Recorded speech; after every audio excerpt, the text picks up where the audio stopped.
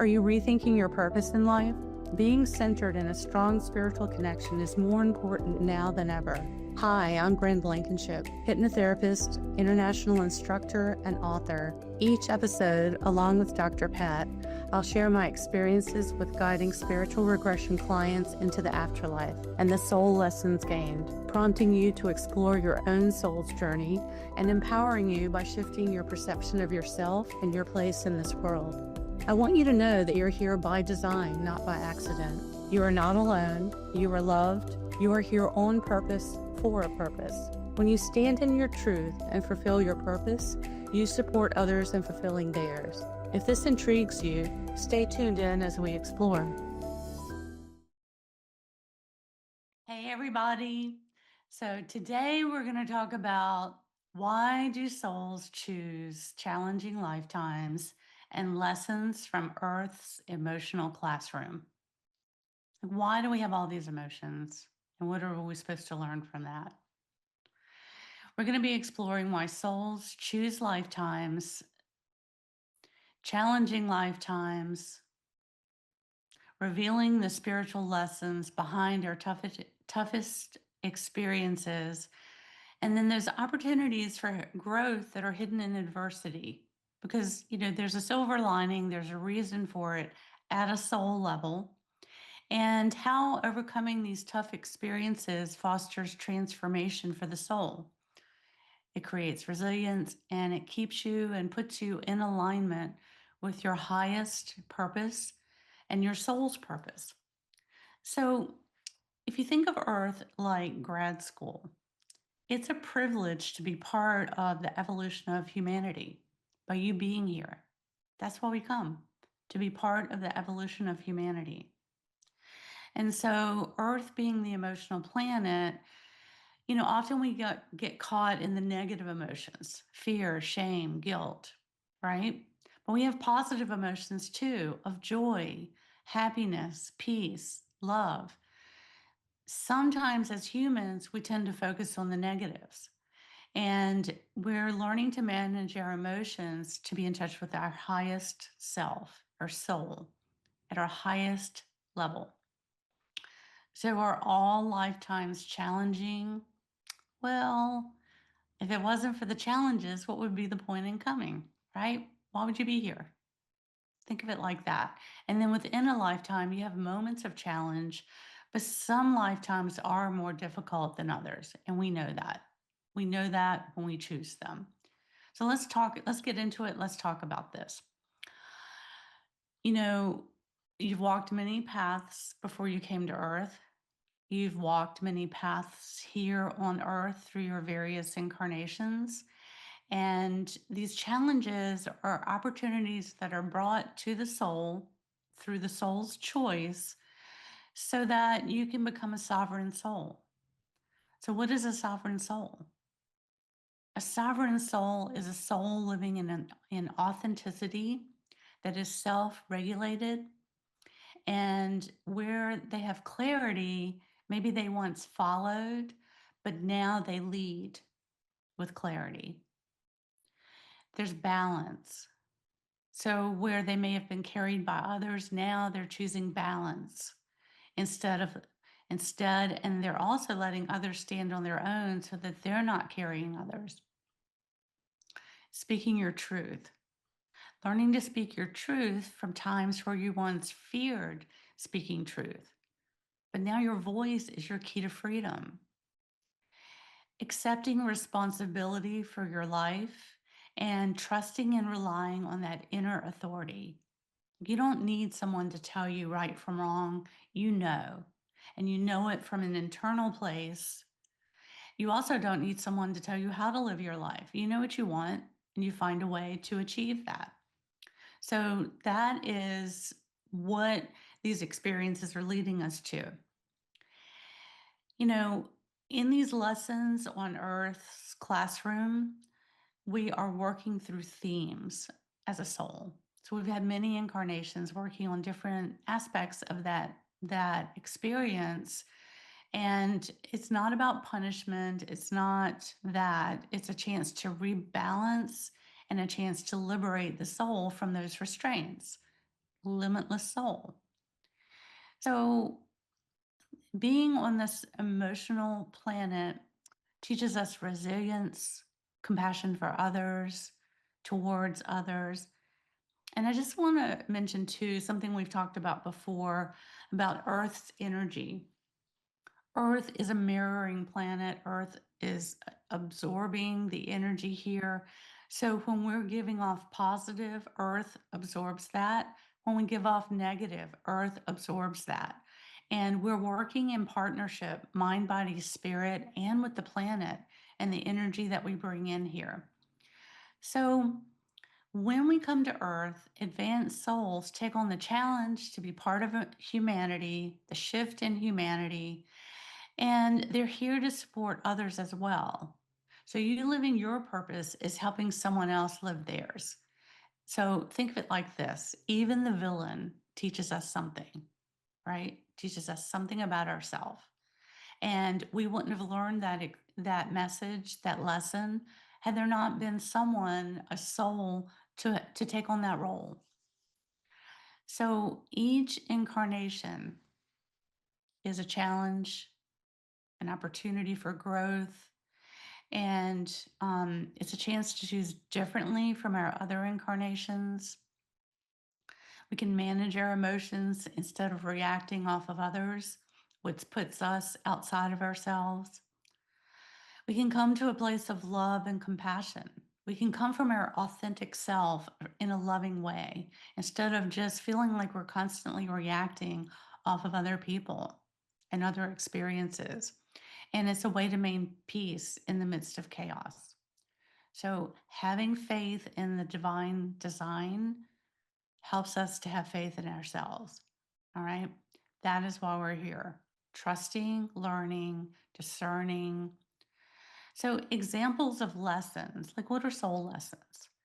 Like the weight of carrying responsibility. And you may have had a lifetime where you carried wisdom, but you didn't have the opportunity to act on it. Learning about boundaries, karmic relationships with others and self. So, learning about boundaries with others by having them imposed on us, imposing our boundaries on other people. All of those perspectives help us in learning and our soul's growth. So, these most difficult lives, those are where your soul has chosen the deepest growth, not as karma, but as a chance to develop strength. So, there's resilience, compassion, discernment, the courage to speak up, the courage to risk again. These are soul lessons. These are what you learn. This is what a soul learns through these challenges. Others take on roles to support that growth. And when this is complete, they move on, and we do too. That's why people come and go in our lives. It's meant to be that way. And it can be painful when they leave, or it can be painful for them when we leave, or both at the same time. That's the lesson. And learning to grow from that and through that helps us to be stronger in our own abilities as a soul and to trust. So that's what we mean about supporting them as they support our purpose and support us with ours. And it's not about suffering. Think of it more as rebalancing. Think of it as refinement, like polishing the many facets of the soul and allowing the light to shine through. So if there's a block in the facets of your soul, think about getting in there and polishing it off through the experience and then the growth that takes place. And then your soul shines even brighter after that experience, after they heal through it. And it gives them the opportunity to shine even more brightly. So we learn through, think of it too as learning through restriction and through flow, through heaviness and through expansion. Each of these experiences is a cycle, and we learn on both sides of that. So we're not meant to repeat the same pain in each lifetime. You're meant to recognize it, unhook from it by doing it differently. And then you have the experience of the different perspectives, right? So we never flow, the same river never flows twice. Well, we never have the same exact experience twice, but we can have the essence of it, and we can have the opportunity to choose a different path or a different choice in how we manage it, how we handle it. And then with these lifetimes of experience, the soul gains wisdom that is reviewed with their spirit guides when we transition after death. And during that life review, this shapes our soul colors, it shapes our energetic signature. And this is carried forward into our future incarnations, depending on what we need to learn and what's next and what's in store for us. And we choose that with the assistance of our guides, our soul advisory council, and then we have support from our spiritual team. So Earth as grad school for souls is where we bring skills from other lives, even on other planets, into this one. And it's not reliving the difficulty, it's completing the lesson. When you've worked through a theme through many, many lifetimes, it's a chance to complete the lesson. And then you move on to something else. So let's talk about some examples of themes that we experience in lifetimes. All right. So we could have the healer, the healer who couldn't heal themselves and through overgiving and self-sacrifice, or the silenced mystic who has suppressed intuition, who is punished for their spiritual gifts, or who is hiding their truth. We might have the lone warrior who has strength through isolation, survival, a lack of emotional support. So they have to learn to stand on their own. The devoted caretaker who has a duty to herself. I say herself, it could be a male as well, but women are often caretakers. We incarnate as females for that reason to experience that. The devoted caretaker could have exhaustion from putting others first to their own great cost or to their detriment. Then you might have the exiled one, not belonging or misunderstood, and where their identity is questioned. And then they may question themselves. Or the burdened leader, responsibility with no other choice than to take on the weight of that responsibility. Pressure of people depending on that person, the burdened leader. The heartbroken lover, through loss, separation, love, and who couldn't be fulfilled because their heart was broken. You could have the wounded healer who is experiencing chronic or recurring pain, a lifetime of resilience. They're learning empathy. They're learning to be taken care of, to ask for help. They're learning about their body's limitations or their mental limitations. So there's learning in all of these examples. And we also have the grieving parent. So I thought we could focus on the grieving parent because their identity is being shaped through grief, through loss of a child. Maybe a sense of guilt or a feeling of failure or what if. And they may have a profound emotional attachment to family, or those feelings of sudden or traumatic loss reshaping beliefs about safety, security, love. So, can you see the lessons that are hidden in these experiences? These are all designed for your soul's growth, to build strength through the experiences as your soul evolves with each experience and it shifts their soul signature. Old souls, as they're described, have been through all of these things, but you've been through a lot of experiences before you come to Earth. You've been through a lot, but this is a heavy energy, and it is a privilege to be part of the evolution of humanity. That alone is why souls come. But then we need experiences to keep us here. I mean, that's part of the experience. So, a grieving parent could have feelings of responsibility for things, even though it's not their fault. They just can't shake it. Their heart is grieving.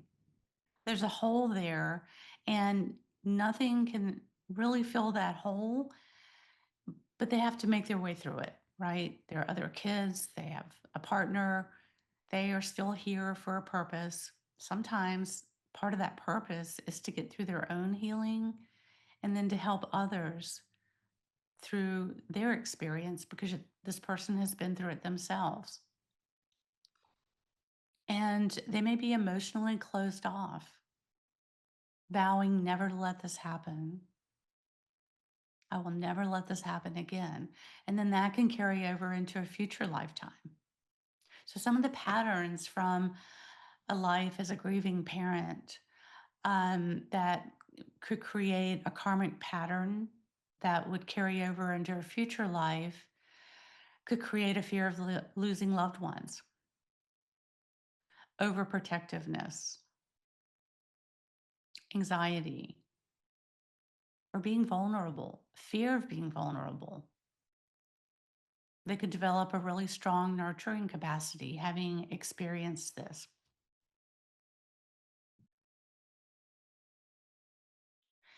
They could have a protective intuition, a very strong sense of intuition. They might have a deep, profound connection to children. You know, that nurturing side of them helps them connect to and look out for children. They could also feel fragile because of those experiences in the past life where they lost a child. So, part of the soul's purpose is, you know, to develop passion through all of these experiences and learning the difference between love and attachment, transforming wisdom through the grief into healing energy, like I said, to help themselves through it. And then they may have tools to help others with those experiences. I had a client that she was grieving the loss of her husband. And in fact, she just had a birthday. And she came to me and I helped her with that. But she knew she was at a place that she knew she had time. It wasn't time for her to leave.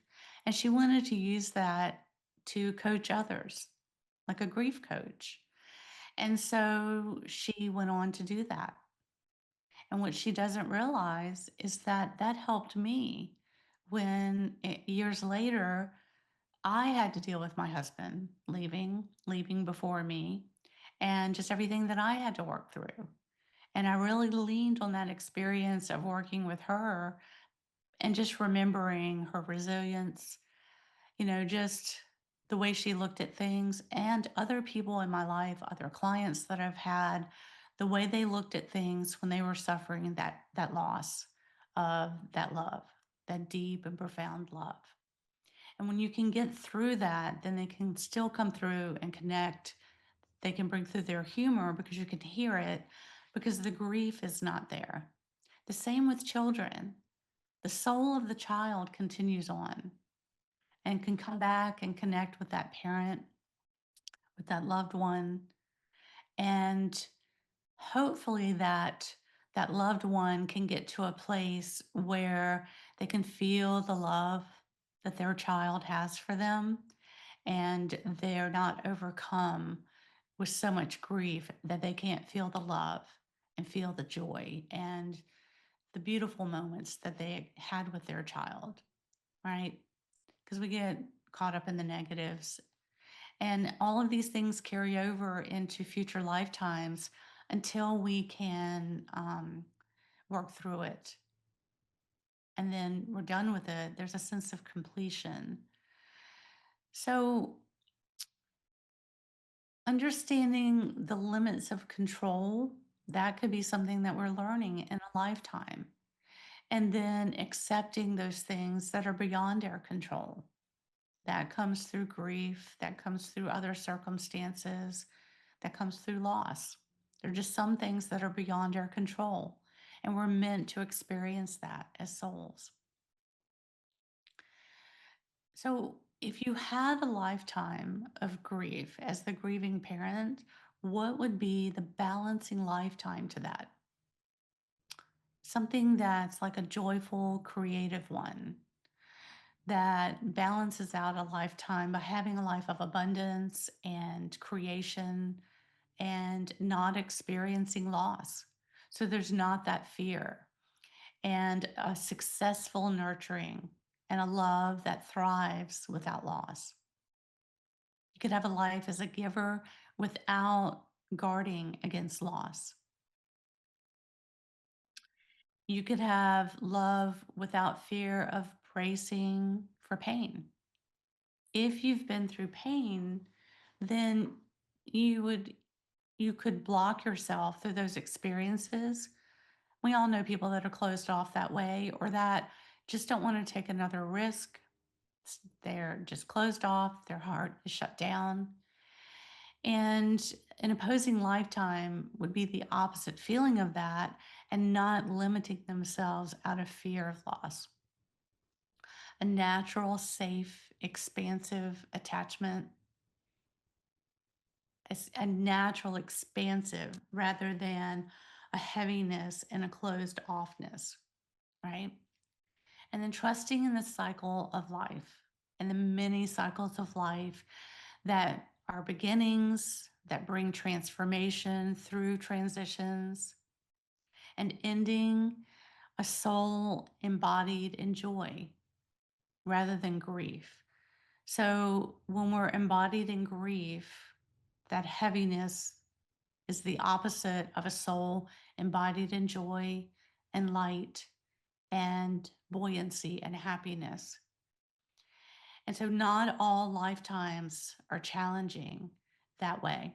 We may have a series of them, but then we will create for ourselves what our soul needs, and we will experience the positive ones to balance out that path that we've been walking on, whatever the lesson is, so that we have a feeling of fulfillment and success and completion, and teaching the soul through joy without that overabundance of caution so that we can restore trust, so we can live a life of trust, living in alignment with the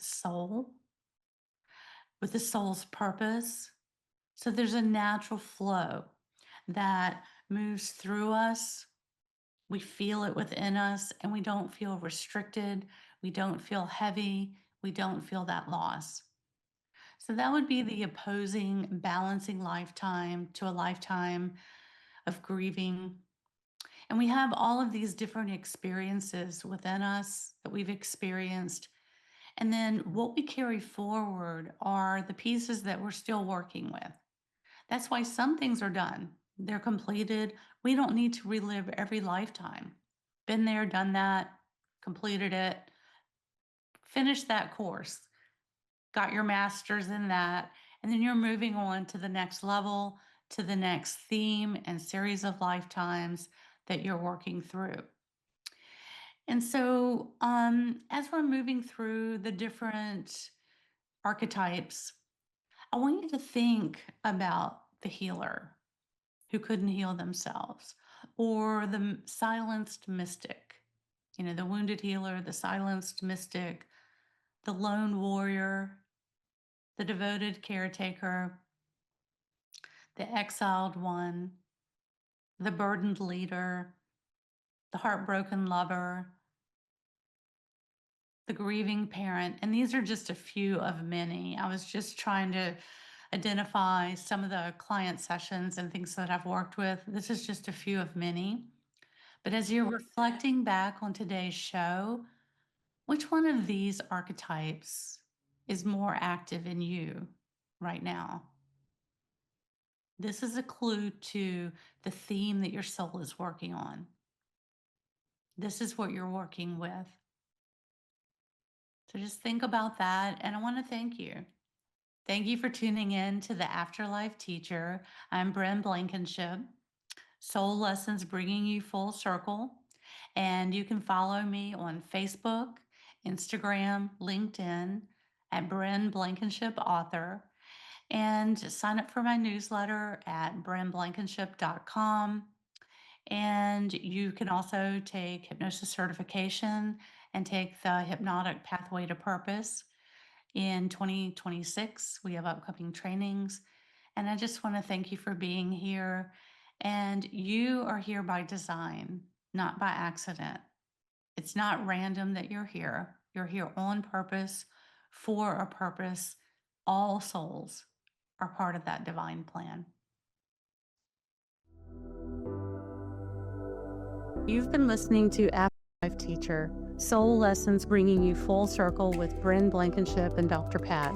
Tune into Transformation Talk Radio for more discussions of the soul's journey across different lifetimes and soul lessons gained, helping you to consider the deeper reason you are here. Bryn shares her wisdom spanning 20 years of guiding spiritual regression clients into the afterlife and connecting them with their spiritual team and soul's purpose to bring them full circle, helping you gain insight into your own soul's purpose while supporting others in fulfilling theirs. Living in partnership with your soul, with less worry and greater trust, you can be in divine flow and thrive. For more information on becoming a certified hypnotherapist and regressionist and assisting with the global transformation taking place, visit brynblankinship.com.